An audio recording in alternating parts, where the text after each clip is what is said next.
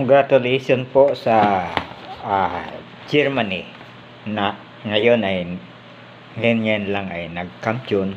Tinalo nila ang Serbia sa FIBA World Cup 2023 final. So ang nag-champion ay Germany,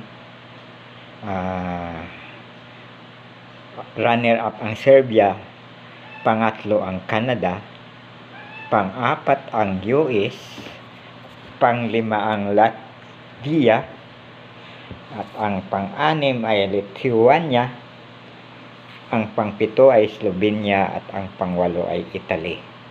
At ang masaya ang lahat ay sa pagtatapos ng